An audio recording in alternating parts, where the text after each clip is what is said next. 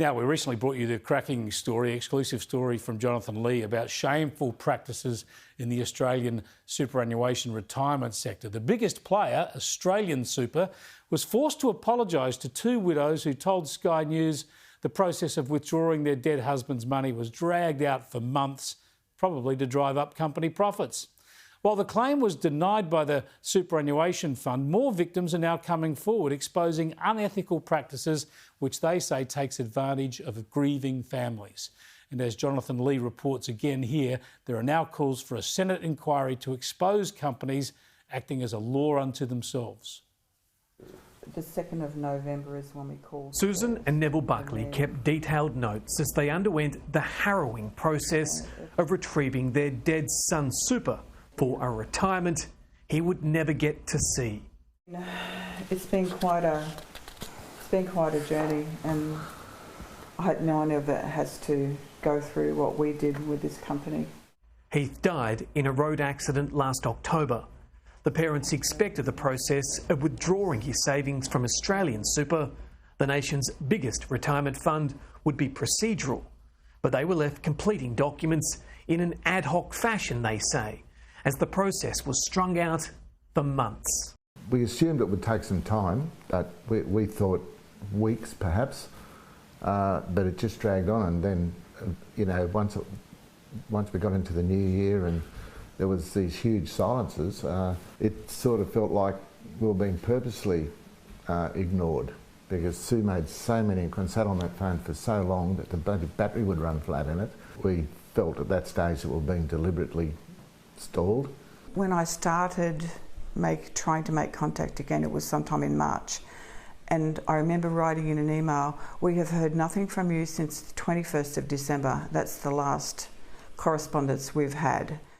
1 week became 24 weeks. That's 6 long months. The Buckleys believe, as others had previously alleged to Sky News, that their case was being handled slowly to aid the company's bottom line. Let's just drag this on for as long as we can, you know, and let's ignore you and just see if you'll go away. Exhausted, Susan let loose on Facebook. She credits that with bringing about a resolution. We were trying to manage grief and deal with these people. Heather Gray is the lead ombudsman from the Australian Financial Complaints Authority. It was set up in the wake of the Hayne Royal Commission. It shares this office tower in Melbourne with CBUS and AustralianSuper. So we've actually seen that over the past year, complaints around those delay issues have doubled, more than doubled. And we're also seeing that whereas a year ago we weren't seeing that many complaints about delays with payment out of death benefits from superannuation funds, we've seen those complaints more than treble. And as we discovered, nightmare stories are common. It's really hard to explain, I guess, because it's such a simple process, and every time that I rang, several calls, I was just met with this no. Just lie after lie after lie. You know, it was quite distressing. Things that we were told were, what's the hurry? Why can't you just wait?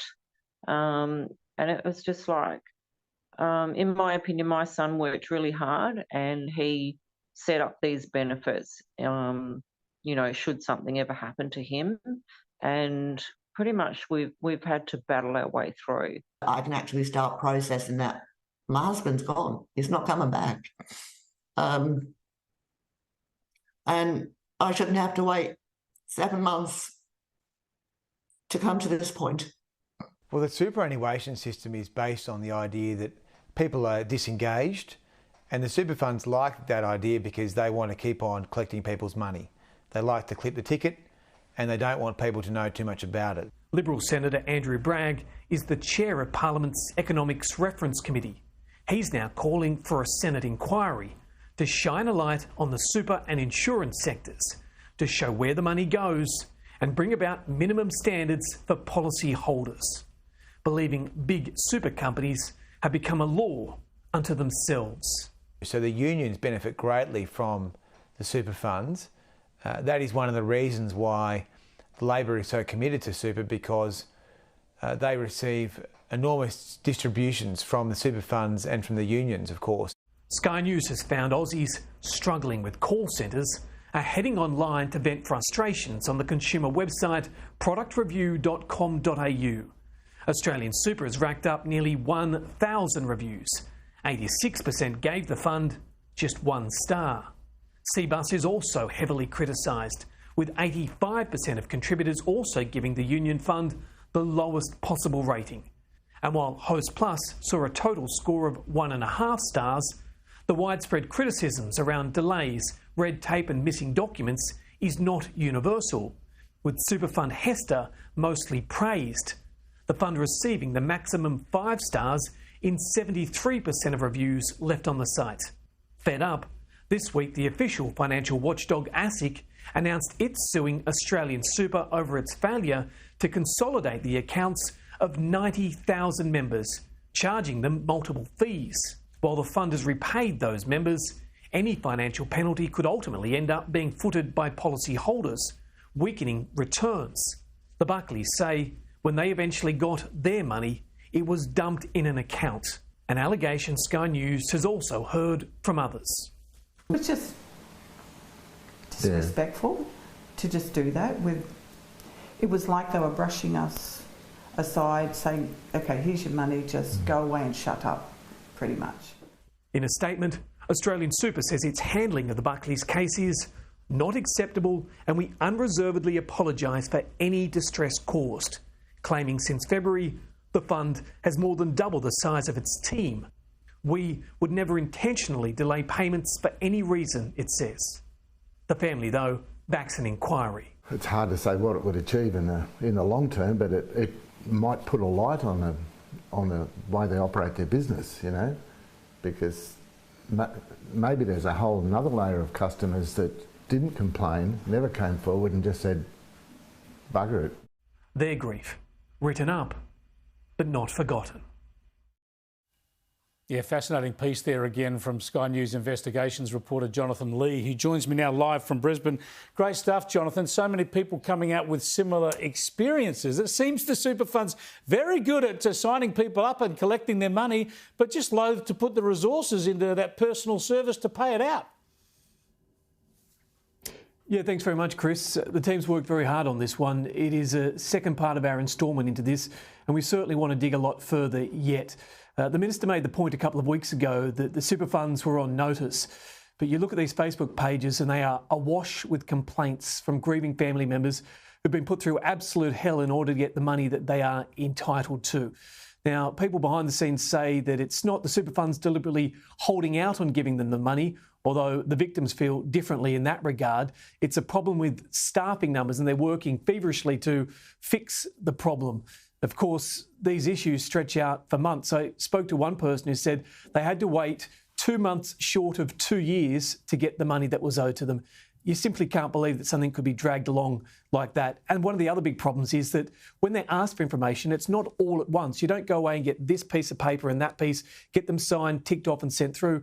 They get asked for this, and then a few weeks later it's for another piece of information and then some more accreditation. There needs to be a simpler way to do this, and there needs to be better access to the teams in order for the grieving families to reach. And what we forget about all of this is it's not just a sum or a quantum of money. It is people who are absolutely distraught, who've lost husbands, wives, children, who are trying to pick up the pieces and deal clearly with companies who don't want to deal with them.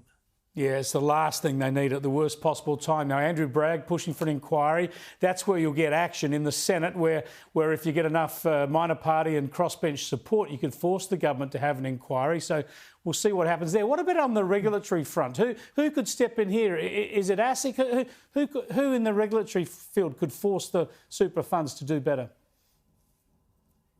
Well, you think ASIC is the big player here. Surely they're the one with the hammer that can come down on top of these funds.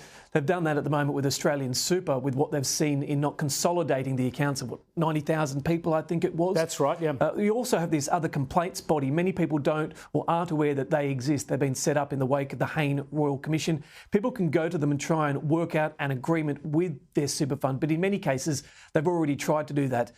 This agency doesn't necessarily have any great power. they can compel people to act, but it doesn't necessarily mean that they can achieve that. It really falls down to the watchdog here. It falls down to the government to make sure that super does what it's intended to do, and that doesn't just mean pay people when they want to retire, but pay it out along the way when it's appropriate, and to make sure that there's a big enough fund available if they need to pay out for these death claims. Great stuff, Jonathan. Glad to hear you and the team are still on it. We await the next instalment.